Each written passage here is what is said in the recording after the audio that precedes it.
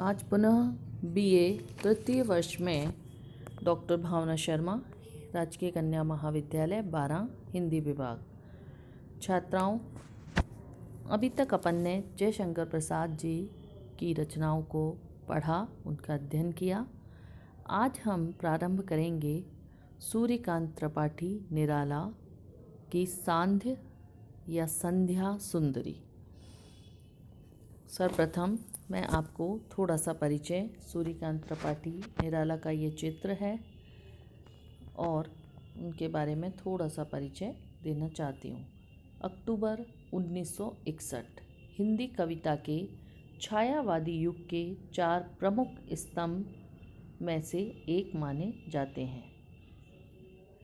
वे हैं जयशंकर प्रसाद, सुमित्रानंदन पंत और महादेवी के साथ हिंदी साहित्य के छायावाद के प्रमुख स्तंभ माने जाते हैं। कौन? सूर्यकांत त्रिपाठी निराला।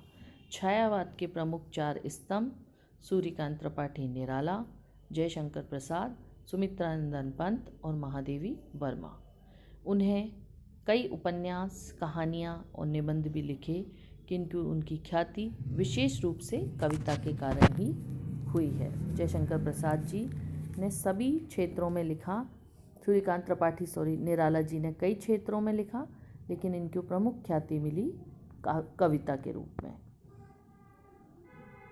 आज हम अध्ययन करेंगे सूर्यकांत त्रिपाठी निराला की बीए तृतीय वर्ष की छात्राओं के साथ आज की कक्षा में संध्या सुंदरी।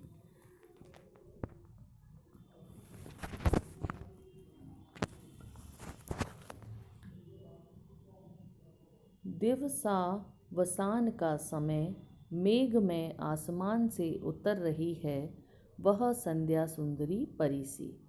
धीरे धीरे तिमिरांचल में चंचलता का नहीं कहीं आभास, मधुर मधुर है दोनों उसके अधर, किंतु गंभीर नहीं है उनमें हास विलास। हंसता है तो केवल तारा एक, गुथा हुआ उन घुंघराले बालों, काले काले वालों से, हृदय राज्य की रानी का सा वह करता अभिषेक। इसमें कठिन शब्द दिवसावसान यानी कि दिन की समाप्ति या संध्या काल, तिमिरांचल अंधकार रूपी आंचल, विलास श्रृंगार, अभिषेक स्नान। प्रस्तुत अवतरण सूर्यकांत त्रिपाठी निराला द्वारा रचित संध्या सुंदरी से अवतरित है। इसमें निराला जी ने छायावाद शैली में संध्या की सुंदर रूप का चित्रण प्रस्तुत किया है। निराला जी के परिमल काव्य संग्रह में संकलित है। संध्या सुंदरी जो कविता है वो निराला जी के परिमल काव्य में संकलित है।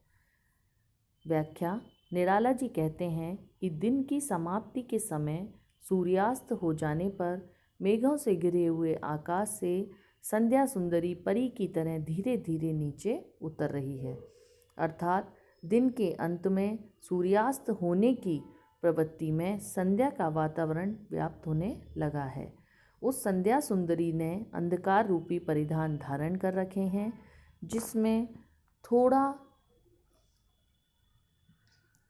थोड़ी सी भी चंचलता या अस्थिरता नहीं है। अर्थात संध्या काल में लगातार अंधकार बढ़ रहा है और उसकी शब्द रहित अंधकार बढ़ने से उसमें शब्द रहित सघनता व्याप्त है। उस संध्या सुंदरी के दोनों अधर अत्यंत मधुर हैं, उनमें अतिशय मादकता है, परंतु वे कुछ गंभीर हैं। इस कारण उनमें हंसी और श्रृंखला विलास जरा भी नहीं है। संध्या के इस तरह के नीरव व शांत वातावरण में केवल एक तारा आकाश में चमक रहा है, जो संध्या सुंदरी के घुंघराले काले काले बालों में शीश फूल की तरह गुथा हुआ उसकी शोभा बढ़ा रहा है। वह तारा अपनी निर्मल आभा से अपने हृदय रूपी राज्य की रानी का अभिषेक कर रहा है। अर्थात प्रियतमा को अपने आभा रूपी जल से नहला रहा है। भाव यह है कि संध्या काल में आकाश में सर्वत्र अंधकार व्यापने लगा है और चंद्रमा का हल्का प्रकाश होने लगा है कि मानो वह प्रियतमा पर शुभ्र भावों की धारा का अभिषेक कर रहा है।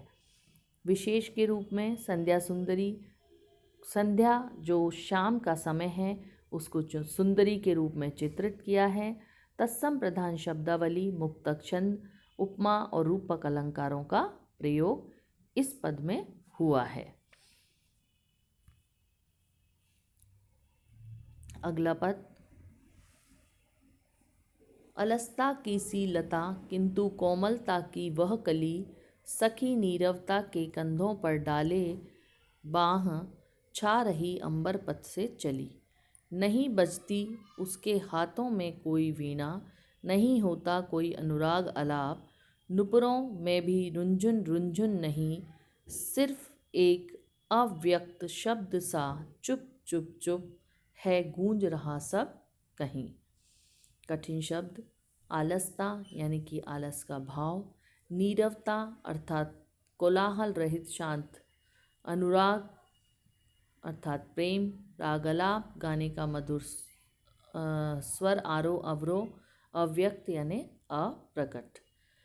प्रस्तुत अवतरण निराला जी द्वारा रचित सांध्य सुंदरी शीर्षक से उद्धृत है।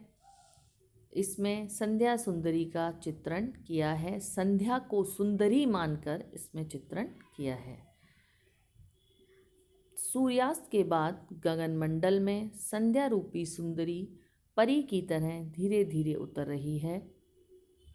उस समय वह आलस्य की एक लता सी दिख रही है, किंतु कोमलता की एक कली के समान लगती है, अर्थात संध्या सुंदरी अत्यंत कमनीय और यौवन भार से आनंदित सी प्रतीत होती है। वह अपनी सखी नीरवता के कंधे पर बाहें डालकर आकाश रूपी मार्ग पर छाया की तरह चल रही है। भाव यह है कि संध्या के समय प्राकृतिक वातावरण एकदम निस्तब्ध एवं शांत हो जाता है। यह निस्तब्धता संध्या की सहेली है। संध्या काल का धुंधलापन नायिका की छाया अर्थात प्रतिबिंब जैसा है। आकाश मार्ग में संध्या का वह प्रतिबिंब आगे बढ़ता हुआ सा प्रतीत होता है। कवि कहता है कि संध्या सुंदरी चुपचाप जा रही है। इस समय उसके हाथों में कोई वीणा भी नहीं बज रही है तथा कोई प्रेम युक्त गान के मधुर स्वर का आलाप भी व्यक्त नहीं हो पा रहा है। साथ में उसके पैरों में नुपुर की मधुर रुंझुन भी नहीं हो रही है, अर्थात संध्या काल के समय सारा वातावरण एकदम शून्य और निस्तब्ध हो गया है। उसमें अत्यंत नीरवता व्याप्त है।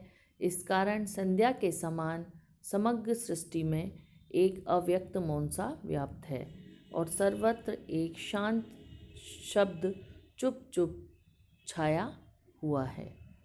भाव यह है कि संध्या रूपी नायिका के विश्राम करने का सारा वातावरण स्वतः ही शांत हो गया है, अर्थात जो संध्या रूपी नायिका है वह विश्राम कर रही है, उससे सारा वातावरण स्वयं ही शांत हो गया है और संपूर्ण सृष्टि एकदम चुप हो गई है।